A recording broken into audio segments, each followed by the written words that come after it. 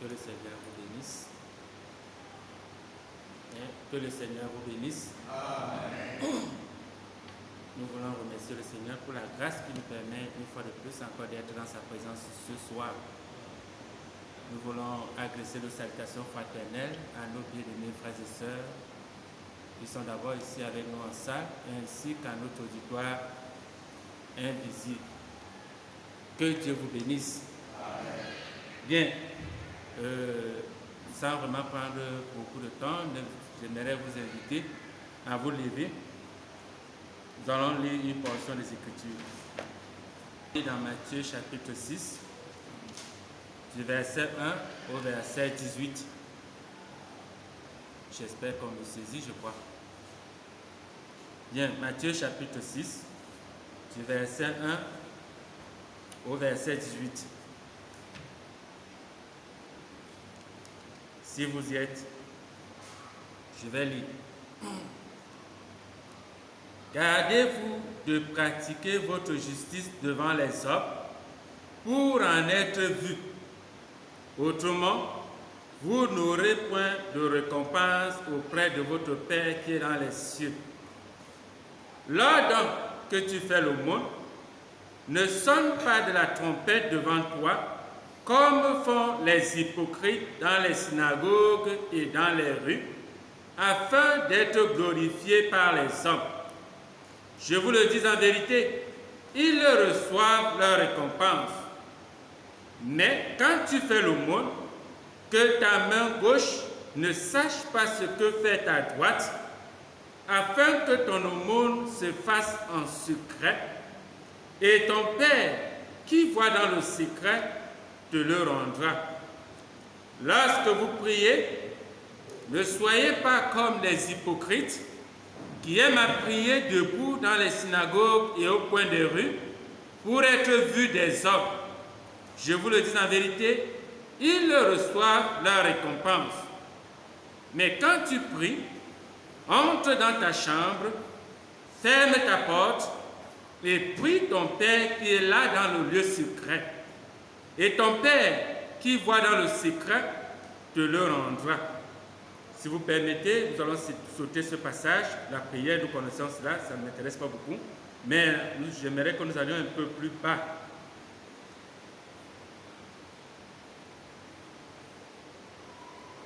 Verset 16.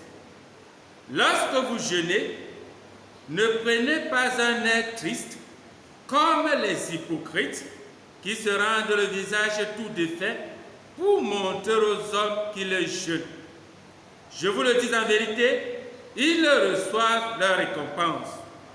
Mais quand tu jeûnes, parfume ta tête et lave ton visage, afin de ne pas montrer aux hommes que tu jeûnes, mais à ton Père qui est là dans le lieu secret, et ton Père qui voit dans le secret te le rendra. Prions. Grand Dieu des cieux et de la terre, nous voulons te rendre grâce, te dire merci pour cette occasion. Tu nous accordes une fois de plus encore de lire tes précieuses pages ce soir, Seigneur. Nous sommes venus dans ta maison, ô Dieu, pas afin de pouvoir nous contempler les uns les autres, mais parce que nous savons que tu as fait quelque chose pour nous en ce temps de la fin. Tu nous as envoyé le message qui peut nous préparer, Seigneur, et qui a pour but de nous préparer pour ce jour-là. Ce message est pour nous la robe des noces de l'agneau que nous avons l'obligation de pouvoir porter, Seigneur, si nous voulons assister à cette fête des noces, Père. Seigneur, aide-nous, ô Dieu. Accorde qu'ayant porté cette précieuse robe, que nous puissions faire tout notre mieux pour la garder pure, pour la garder blanche, pour la garder propre, Seigneur, ô Dieu. Et quand Dieu nous arrivera une minute ou l'autre, un jour ou l'autre, que nous la salissions, qu'il y ait un point sale sur notre robe, Seigneur, nous avons confiance que le sang de Christ est un puissant détergent. Lui seul peut nettoyer cette robe, Seigneur. Lui seul peut nous purifier. Lui seul, ô Dieu, peut nous sanctifier, Seigneur. C'est pourquoi nous invoquons ta glorieuse présence dans notre cœur ce soir. Au milieu de nous, Seigneur, partout où ce message est prêché, Et partout où cet audio, ou je vais dire cette vidéo est écoutée, Seigneur, ô Dieu de grâce, te prions, sois présent dans chaque famille et que ta glorieuse présence soit des bénédictions déversées en abondance dans le cœur de chaque membre de cette famille, Seigneur. Merci pour ta grâce, ô Dieu. Assiste-nous ce soir. Au nom merveilleux du Seigneur Jésus, nous t'avons prié. Amen. Que Dieu vous bénisse. Si nous pouvons nous asseoir, bien-aimés. Une fois de plus encore, shalom. Merci Seigneur pour cette grâce. Bien, ce soir, nous souhaiterons un peu partager quelques moments de la parole de Dieu. Actualité oblige, il est absolument difficile, je dirais presque impossible, de pouvoir prêcher un sermon sans faire allusion à l'actualité qui nous entoure. Nous sommes dans le monde. Et chaque événement qui se passe dans le monde, nous sommes obligés d'être concernés. Pourquoi? Parce que nous sommes dans le monde. Amen. Et le monde actuellement est traversé par une maladie, une pandémie, qui est en train de causer des ravages dans les nations. Eh bien, ça fait en sorte, ce qui m'intéresse un petit peu ce soir, pas la pandémie en elle-même, mais c'est que cette pandémie a suscité un terme qui semble être nouveau, mais pourtant c'est un vieux terme qui existe dans le dictionnaire depuis longtemps. Aujourd'hui, il est difficile de prononcer deux phrases sans prononcer ce mot. C'est quoi? C'est le mot confinement. Eh bien, il a été utilisé comme une mesure de prévention de cette maladie, pour éviter que la maladie se répande de gauche à droite. On a parlé de confinement. Alors, c'est quoi le confinement? J'ai un peu parcouru le dictionnaire Larousse, qui nous dit que le confinement, c'est l'action de confiner. Et que veut dire confiner? Confiner veut dire, en bref, enfermé dans un lieu, un endroit rétréci, un lieu étroit, enfermé. Et ce mot aussi peut se mettre sous une forme pronominale. On dit se confiner, c'est-à-dire s'enfermer soi-même dans un lieu précis. Le confinement. C'est pourquoi le thème de notre petit échange ce soir, de notre exhortation ce soir, c'est le confinement. Confinement, se confiner veut dire s'enfermer dans un lieu. Entre autres, plusieurs autres explications que je n'ai pas besoin de prendre ici. Je n'ai plus que celle-là parce que c'est elle qui nous intéressera ce soir. Donc, se confiner, c'est s'enfermer dans un lieu.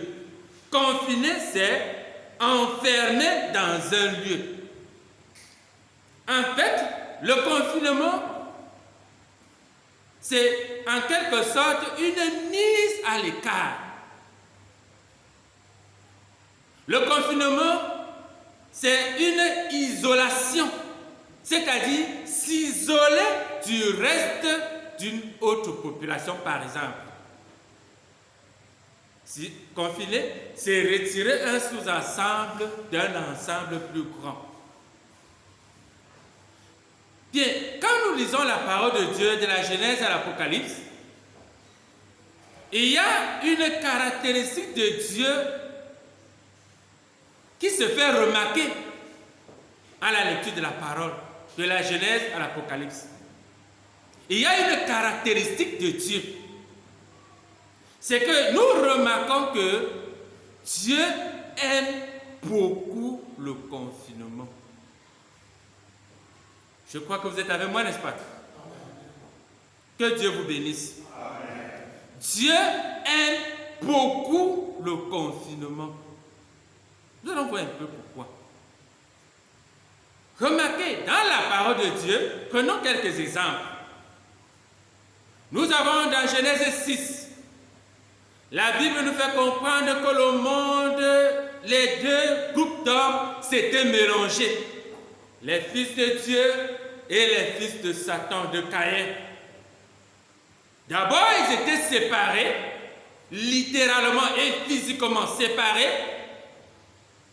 Mais à cause des enseignements, ils ont fini par s'unir. Et ça, Dieu, cela l'a énervé.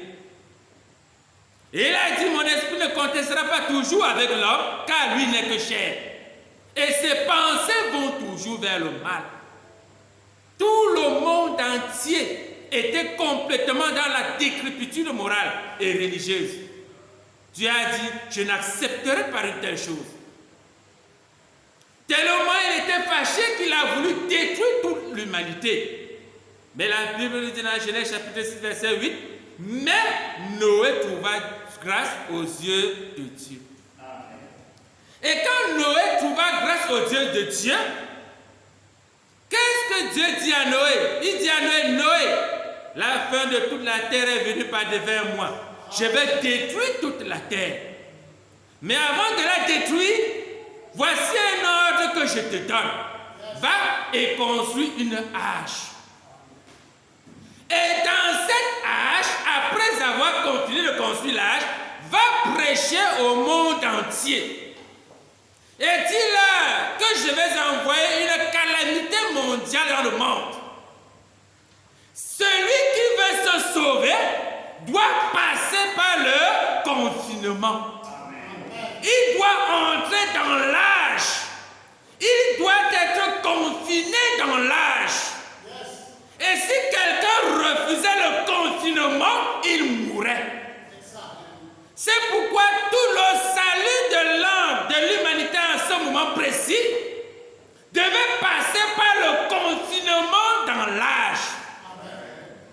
Il a prêché pendant 120 ans.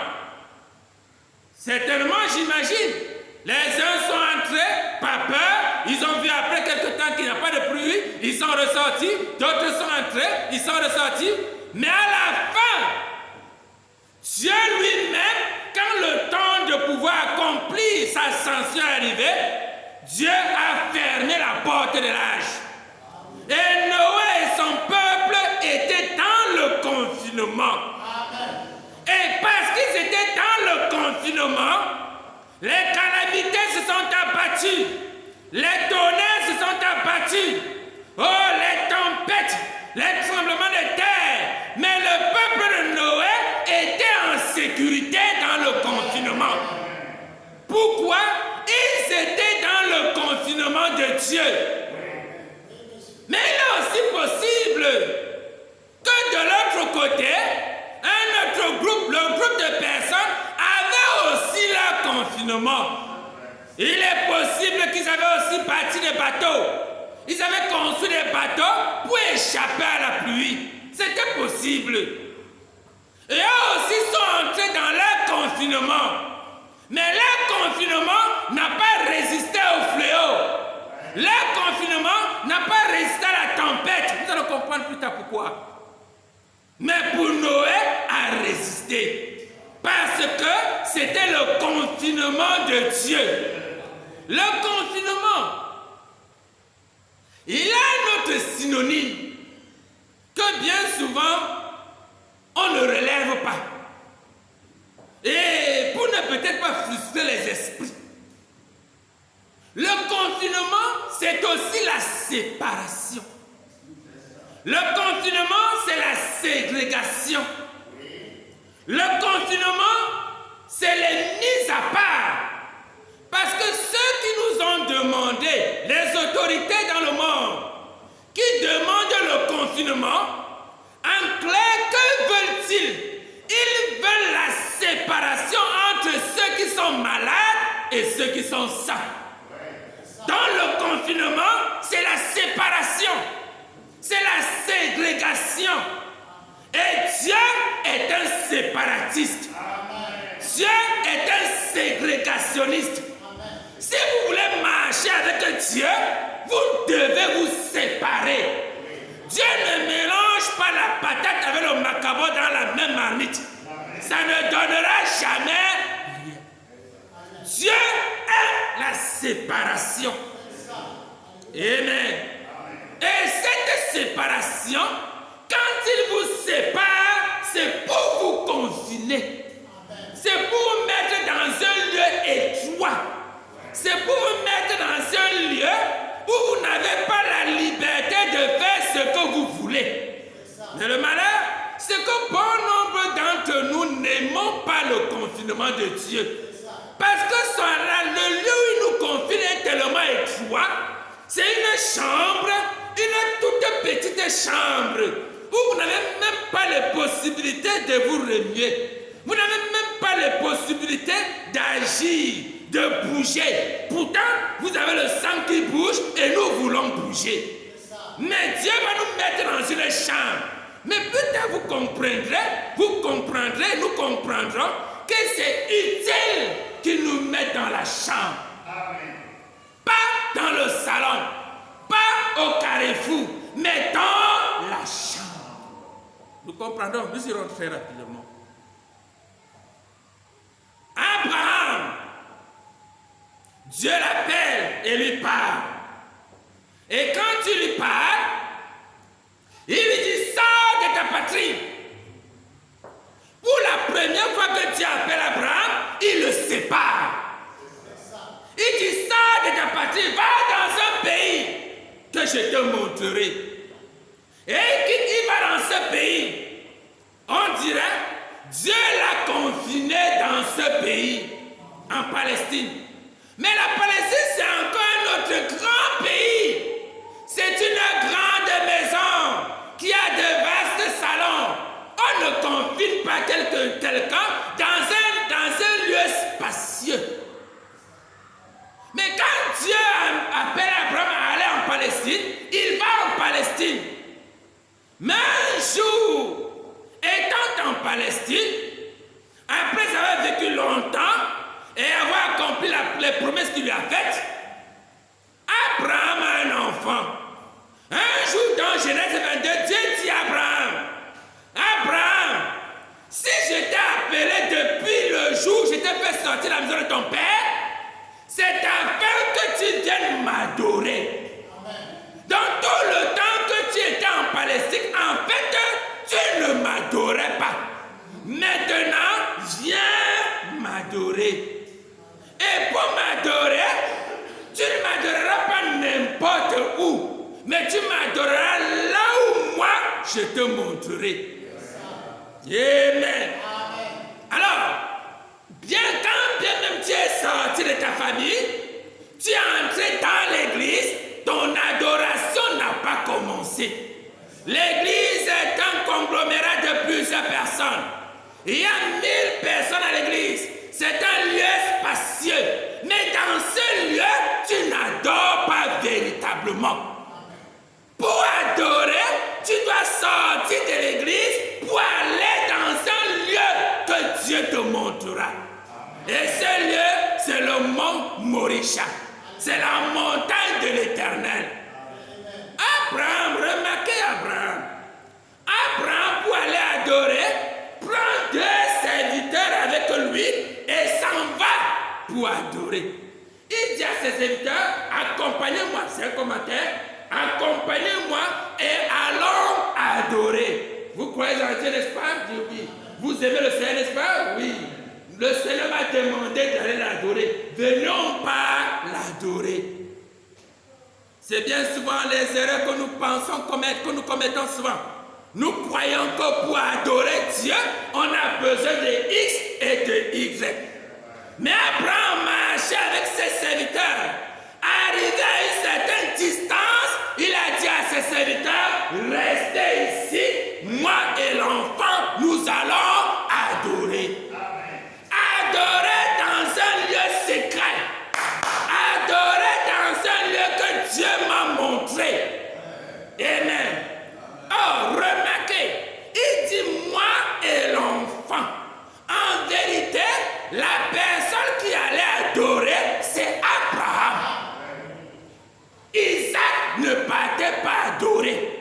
c'était l'offrande du sacrifice. Il participait à l'adoration. Mais l'adorateur, c'était Abraham. Alors, il va donc au mont Morisha, et sur la montagne de Morisha, seul avec Dieu, Abraham a adoré. Dieu aime le confinement. Dieu aime la séparation. Ça veut dire que quand vous embrassez le monde, vous ne pouvez pas adorer Dieu. Israël est esclave en Égypte. Ils sont en Égypte. Un grand territoire. L'empire le plus puissant à l'époque. Extrêmement spacieux. Mais quand les calamités ont commencé à s'abattre sur Israël, je veux dire, les exactions faites par les Égyptiens ont commencé à s'abattre sur Israël, on se rend compte que Israël, bien qu'étant en Égypte, était dans un territoire confiné, appelé Goshen. Oh, Moïse est arrivé, il a déversé les fléaux, il a déversé les tempêtes, il a déversé les maladies. Mais quand ces maladies se déversaient en Égypte, Israël était en sécurité. Amen. Parce qu'ils étaient là où Dieu leur avait demandé d'être. Oh, l'Égypte était dans toute l'obscurité, mais à Goshen, il y avait la lumière. Amen. Quand Dieu vous confine, vous êtes en sécurité. Quand Dieu vous met à part, vous êtes en sécurité. Continuons.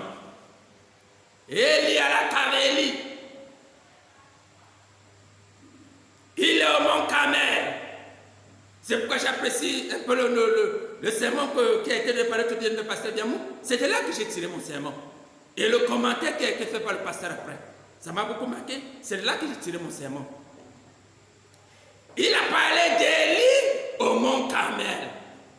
Il a égorgé, il a fait le duel au mont Carmel et il a gagné son duel. Après avoir gagné son duel, oh, Élie est quitté de la montagne. Il est allé à la caverne. Et dans la caverne, il a rencontré Dieu. Dieu lui pose la question, que fais-tu ici? Oh, j'ai tué, j'ai déployé mon zèle et voilà, on veut me tuer. La Bible nous dit, quand Élie était dans la caverne, il y a eu Dieu venu, mais avant Dieu, il y a eu les tremblements de terre. Élie était tranquille. Il y a eu des feux. Élie était tranquille. Il y a eu des calamités, des fleuves qui sont abattus. Élie était tranquille. Parce qu'il savait que là où il est, Dieu est là. Et aucune calamité ne peut faire bouger Dieu de son siège. C'est pourquoi quand un fils de Dieu est rempli de Dieu, il n'a peur d'aucune calamité. Que Dieu soit béni.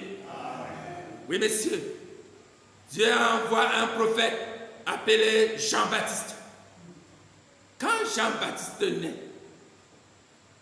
la Bible dit, à l'âge de 9 ans, Dieu l'a enlevé. Il est allé le cacher dans un lieu secret. Il est allé le confiner.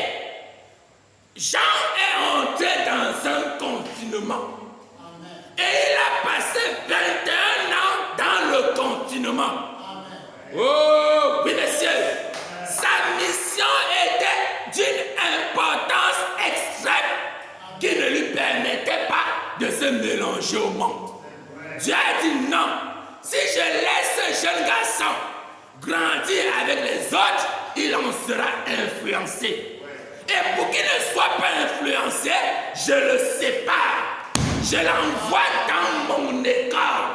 Et l'école de Dieu, c'est l'école la plus rude qu'il existe.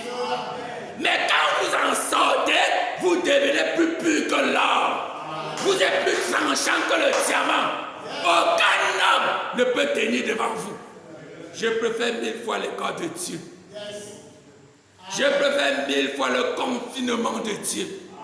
C'est dur, mais c'est la vie. Oh, que Dieu soit béni. Le Seigneur Jésus arrive. Quand il arrive et qu'il, à l'âge de 30 ans, il prend son baptême. La Bible dit que le Saint-Esprit, Jean rend témoignage, le Saint-Esprit est descendu sur lui comme sous la forme d'une colombe. Après qu'il ait reçu le baptême du Saint-Esprit, immédiatement l'Esprit l'a emmené au désert. Immédiatement l'Esprit l'a confiné. L'a confiné pendant 40 jours et 40 nuits. Et dans ce confinement, il était avec Dieu. Il était dans la présence de Dieu. Oui, monsieur. C'est un peu donné ce commentaire de Frère Branham. C'est pourquoi Frère Branham fait ce commentaire. Dans la foi transmise au sein une fois pour toutes, prêché le 1er mai 1955 au soir, paragraphe 43. Frère Branham dit: Paul est parti aussitôt, pas à un séminaire, mais il est allé en Arabie et il y est resté. Oh, je voulais parler de Paul après. Oh, je sais pas un peu plus loin. Mais continuons, lisons-le, continuons. Paul est parti aussitôt, pas à un séminaire, mais il est allé en Arabie et il y est resté pendant 3 ans à jeûner et à prier pour que le Seigneur lui montre ce qu'il devait faire. Jésus, après avoir reçu le Saint-Esprit, s'est caché, s'est confiné, s'est mis à l'écart, s'est séparé. Amen. Paul, après avoir reçu le Saint-Esprit, s'est séparé et Dieu lui a révélé exactement la même foi. Amen. Les disciples, là, d'abord, parlons de Paul. Paul, quand il a reçu la parole, comme l'a dit Frère Branham, il est directement allé en Arabie et il s'est confiné pendant 3 ans. 3 ans pour comprendre les Écritures. Et pendant ces 3 ans, Dieu était avec lui et lui a ouvert l'intelligence pour comprendre les Écritures. Les disciples, oh, le Seigneur Jésus parle. On lui demande que Seigneur, on est pressé, il faut qu'on aille déplacer les montagnes, il faut qu'on monte, il faut qu'on descende, il faut qu'on a prêché l'évangile, Seigneur. Tu es vrai, on a vu que tu es ressuscité, Seigneur. Il faut qu'on court, qu'on aille de Galilée à Jérusalem, dans tout le monde entier, pour répandre cette nouvelle. Jésus dit, calme, mes amis, calmez-vous, calmez-vous. C'est vrai que je suis vivant, mais il y a quelque chose qui vous manque. Et cette chose, c'est le consolateur. Et pour l'avoir, vous devez vous confiner. Et ils se sont confinés pendant 10 jours. Et à la fin du confinement, ils ont reçu le baptême du Saint-Esprit. Et quand il était en eux, c'est là ils ont cassé les portes, ils ont répandu la parole dans le monde entier. Quoi? Le confinement. Amen.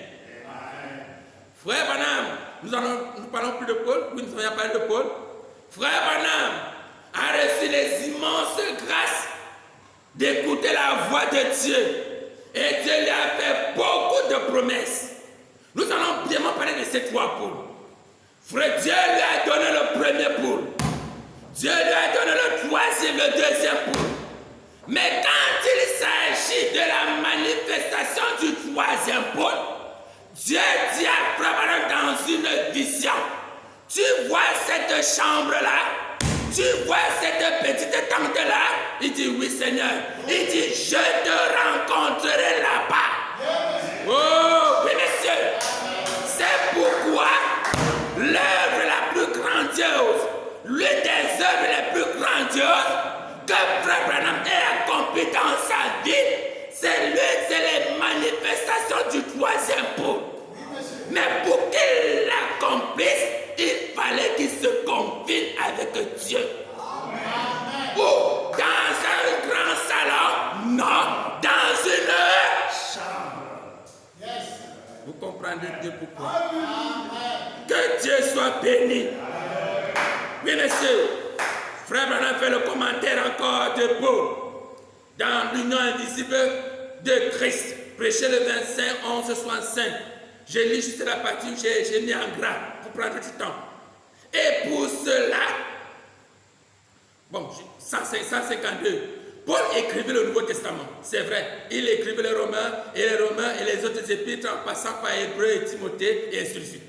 Et pour cela, pour écrire le Nouveau Testament, Frère Branham dit, et pour cela, il dut s'isoler et se rendre en Arabie dans un désert pendant 3 ans et recevoir la révélation de Dieu. Amen. Oui, monsieur. Le confinement. Alors, on comprend donc que le confinement est nécessaire dans la foi et la marche d'un chrétien. Et je dirais même plus. Je me permettrais de dire même qu'il est capital. Le confinement est capital. Amen. Pourquoi n'est-il pas dans un lieu?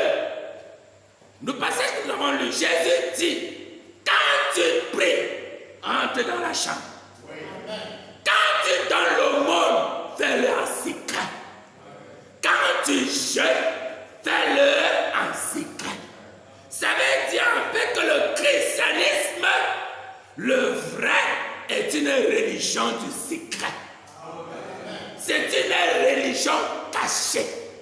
Ce n'est pas une religion qu'on pratique en plein carrefour pour montrer au monde entier qu'on est ci ou qu'on est ça. Jésus dit, quand vous le faites, vous avez votre récompense.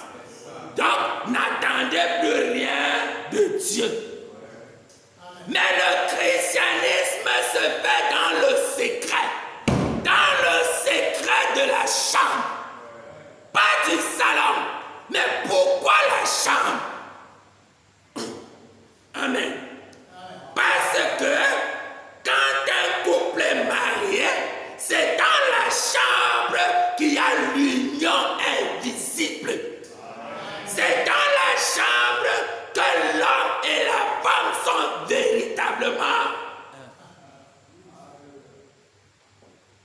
Vous êtes avec moi? Est-ce que vous êtes avec moi? Que Dieu vous bénisse. Merci.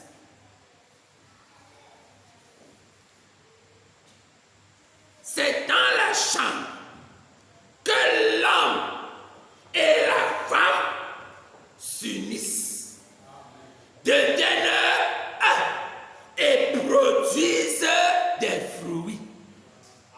S'il n'y a pas de chambre, il n'y a pas de fruits. Vous le croyez, n'est-ce pas? Est-ce que vous le croyez? Que Dieu vous bénisse.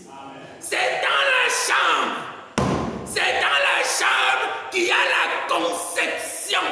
C'est dans la chambre qu'il y a l'union intime.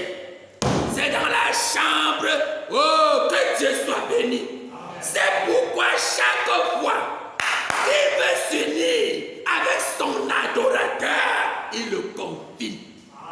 Il isole. Il le met à l'écart. Et il rentre dans cette chambre. Jésus a dit, prie le Père qui est avec toi dans le lieu secret. Et le Père te le rendra. Ça veut dire que quand tu entres dans la chambre pour prier avec Dieu, Dieu est avec toi. Il est dans la chambre avec toi. Pour faire quoi? Pour regarder tes beaux yeux et partir? Non, pour s'unir à toi. Amen. Pour s'unir à toi. Quoi? Le confinement. Amen. Que Dieu soit béni. Alors, remarquez, il existe 2 types de confinement. 2 types.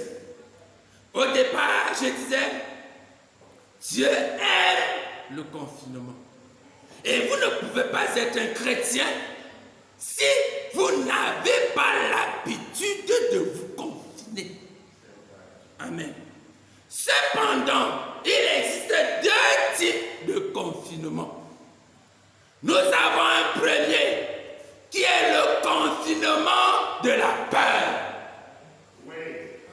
Un jour, Dieu avait l'habitude, au jardin d'Éden, nous dit la Bible, de descendre le soir et de causer avec Adam. Il avait cette habitude. Mais un jour, il descend le soir et il cherche Adam, il ne le voit pas. Alors, il se rend compte, il demande, il appelle, Adam, Adam, où es-tu? Il dit, je suis ici, j'ai entendu ta voix et je me suis confiné. Oh, Adam ne s'est pas confiné parce qu'il aimait Dieu, mais il s'est confiné parce qu'il avait peur de Dieu. Oh, quand vous êtes dans ce confinement, tout peut vous arriver. Amen. Dans ce confinement, tout peut vous arriver. C'est pourquoi j'ai dit, où la parole de Dieu nous permet de comprendre, on ne se confine pas parce qu'on a peur. Non. On ne se confine pas parce qu'on a peur. Si c'est la peur, l'objet de ton confinement te rattrapera. Même dans ton confinement, la maladie, la pandémie te rattrapera. Nous avons les vidéos, nous avons vu tout dernièrement que les Italiens, on ne sait dans quel, je crois que c'était en Italie, ils sont sortis en masse pour aller prier Dieu. Pourquoi? Ils disent que malgré le confinement, les gens meurent. Donc, le confinement n'est pas tant que ça une solution contre la chose. Pourquoi? Parce que je me confine avec la peur. Nous avons parlé d'Élie tout à l'heure. Nous avons parlé d'Élie. Élie réussit son duel au mont Carmel. Et quand il réussit son duel au mont Carmel, la Bible dit, il a entendu ce que Jézabel lui a envoyé comme message. Elle lui a dit, ce que tu as fait à mes prophètes, je ferai la même chose sur toi. C'est-à-dire, je te prendrai, je te découperai en morceaux. Quand l'homme de Dieu a compris cela, il a pris ses pieds à ses coups, à son cou, et il a fui. Il est parti sous le génet. Et sous le génet, il a commencé à demander la mort. Qu'a fait Élie? Il s'est confiné. Mais il s'est confiné par peur. Il avait peur de Jézabel. Il avait peur de sa mort. Eh bien, si le lieu se trouvait étant en sécurité, Dieu l'aurait laissé là-bas. Il l'aurait laissé. Mais non, Dieu est descendu et lui a dit, là où tu te trouves, tu n'es pas en sécurité. Amen. Quitte ce lieu et va sur ma montagne. Va là où je suis. Va dans mon confinement. Oh, oui, messieurs, dans le confinement de la peur, vous voulez vous suicider. Vous avez peur de tout. Le cafard gronde, c'est la peur. La souris marche, c'est la peur. On a peur de tout et de tout dans le confinement de la peur. Et frère, maintenant, nous a permis de comprendre que la peur est le canal par lequel Satan entre en vous. Satan est impuissant. Jésus l'a dépouillé de toutes les puissances au bois du Calvaire. Il lui a enlevé l'aiguillon de la mort. Ça veut dire que Satan ne peut plus tuer un fils de Dieu. Alors, que fait-il? Ça veut dire, n'ayant pas d'aiguillon, il est une mouche. Alors, que fait-il pour te faire croire qu'il peut encore te faire du mal? Oh, il vient ronronner dans les oreilles, il vient souffler dans les oreilles, il vient t'effrayer, il vient t'effrayer, il vient te secouer. Si tu sais que c'est une mouche, enlève-la, chasse-le, enlève-le, mais reste dans ta position. La peur, frère Madame dit, dans Israël à la mer Rouge, prêché le 26 mars 53, paragraphe 34. Une des plus grandes malédictions qui est sur l'Église aujourd'hui, c'est la peur. Chacun a une peur bleue et se demande, que va-t-il se passer? Le corona, j'ai entendu que le voisin est mort, j'ai entendu que la voisine est morte. Oh Seigneur, je vais faire comment? Je vais faire comment? Dans ton confinement de la peur, tu deviens un grand prieur.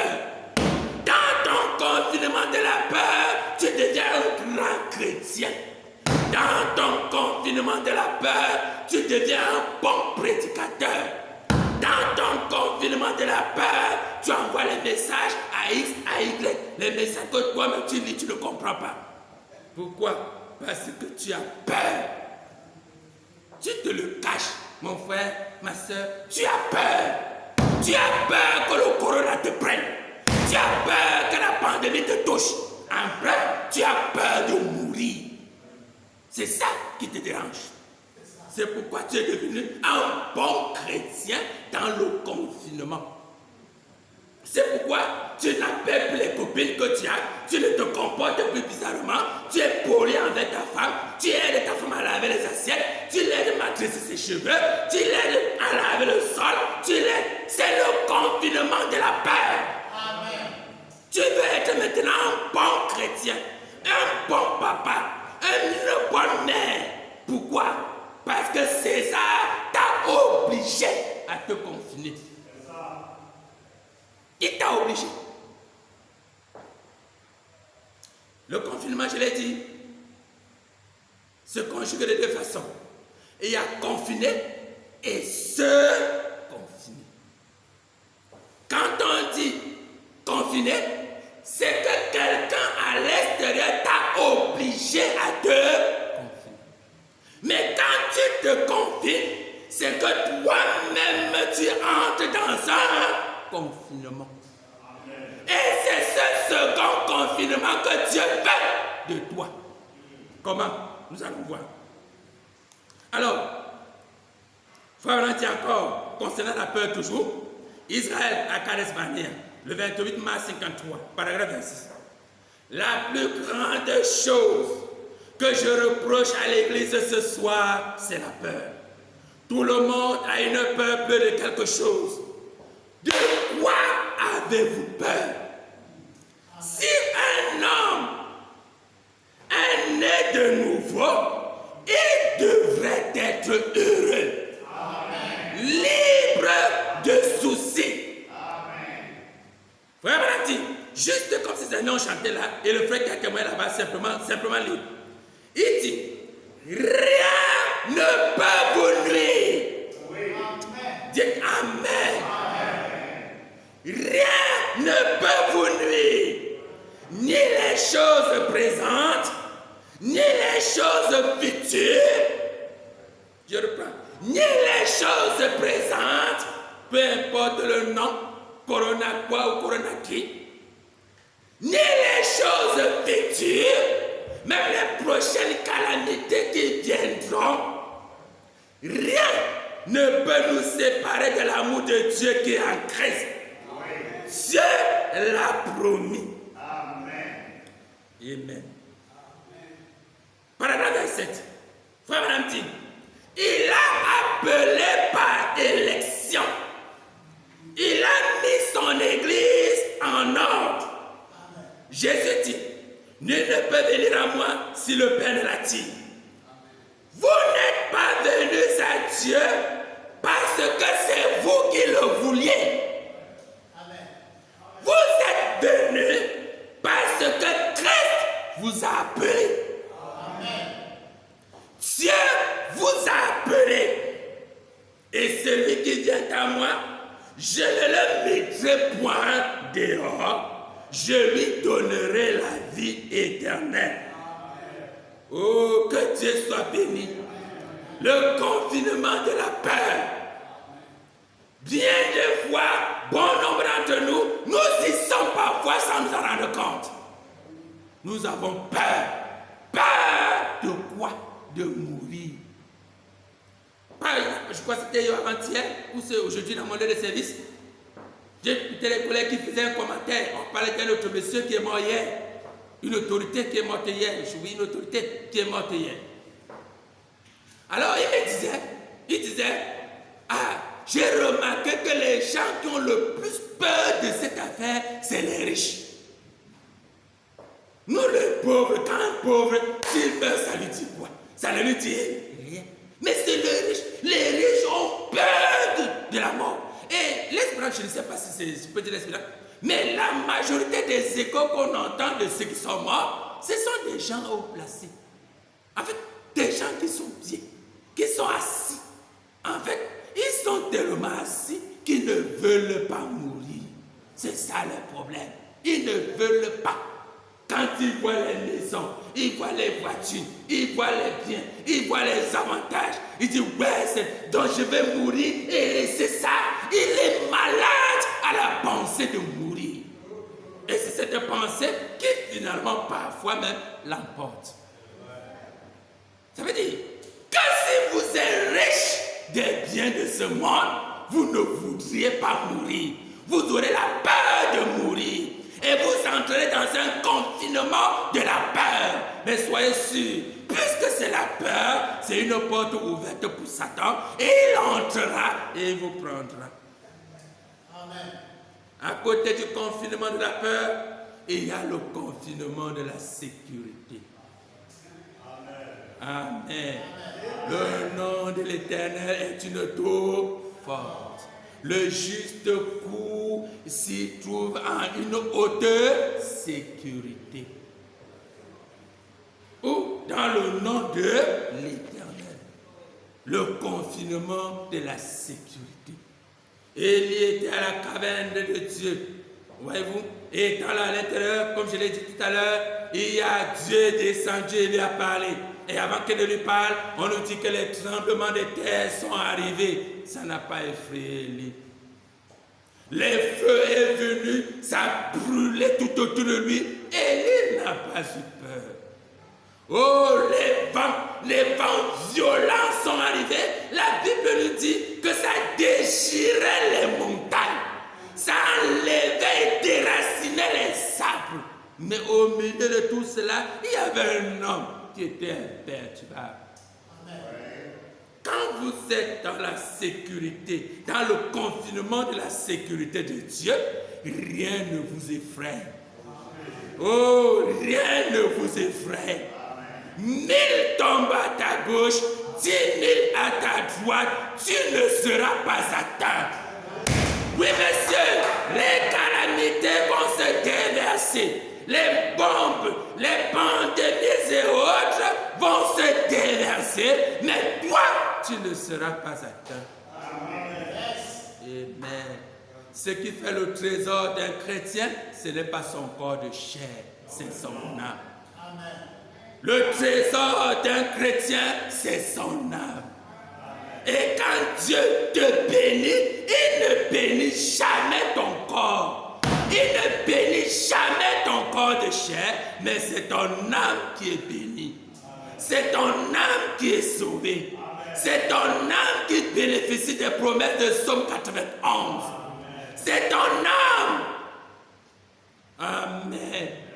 C'est pourquoi le chrétien ne se confine pas par peur, parce qu'il sait quand même si Corona vient le prendre, c'est que Dieu a permis qu'il en soit ainsi. Et il a la révélation que Corona ou qui que ce soit, ce sont des agences de voyage. Amen. Ils portent plusieurs noms. Ça peut être cancer express. Ça peut être Corona express. Ça peut être tuberculose express. Ça peut être je ne sais pas quoi, mais ajoutez seulement express. C'est le nom d'une compagnie de voyage. Et l'avantage, c'est que vous y entrez, vous ne payez rien. c'est joie. Et de mieux encore, ça vous amène vers votre Père.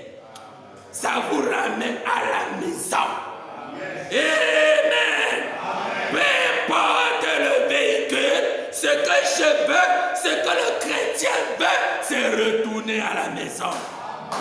Amen. Mais si tu as trop de biens sur la terre et que ton cœur y est, tu ne voudras jamais retourner là-bas. C'est pourquoi même si Dieu t'a béni matériellement, financièrement, mon frère, ôte ton cœur de tes biens. Mets-le en Dieu. Parce que les biens passeront, mais Dieu demeure. Amen. C'est pourquoi mon exhortation. Oh, frère, madame, dit dans l'Alliance de grâce d'Abraham, prêchez le 17 mars 61, paragraphe 13. Il dit, qui a écrit la Bible? Votre organisation. Qui est responsable de la parole? Votre organisation. Dieu est responsable de sa parole. Dieu prendra soin des siens. Dieu vous soutiendra.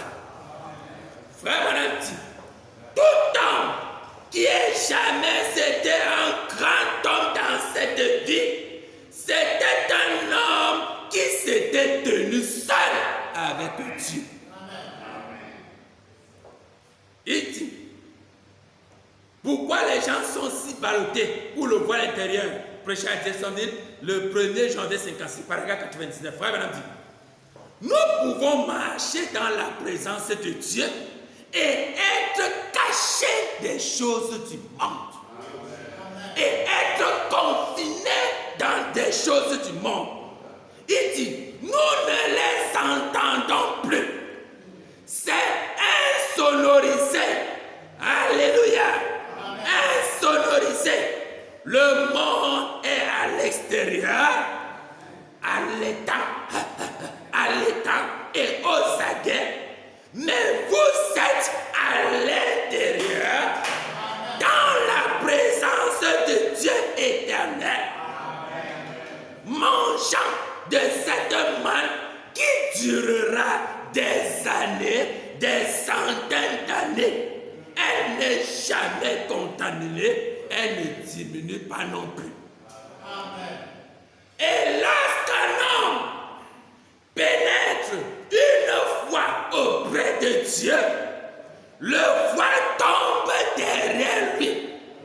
Il parle ici du souverain secret dans le Nouveau Testament. Lorsqu'un homme pénètre une fois auprès de Dieu, le voile tombe derrière lui, fermant le passage aux choses du monde. Il est dans la présence de Dieu en train de manger la manne. Il a trouvé le lieu secret. Il est allé derrière le voile. Les portes sont fermées derrière lui. Il ne voit rien du monde.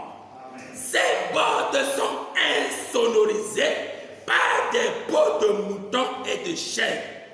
Et c'est insonorisé par le baptême du Saint-Esprit qui cache l'homme en Christ. Et là, il devient une créature. Il marche ainsi devant lui jour après jour. Terminons ici. Il dit, frère Madame parle ici d'Élisée. Il dit, quand il guérissait l'enfant mort, il dit, j'aimerais que vous remarquiez. Il est entré dans la chambre, dans l'aveugle Bartimée, prêché le 24 janvier 61. Il dit, paragraphe 37, je vais au milieu du paragraphe.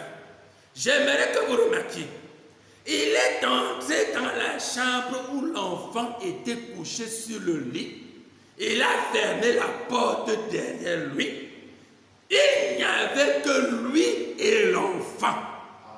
Voilà ce commentaire. Voilà le moment le plus favorable. Amen.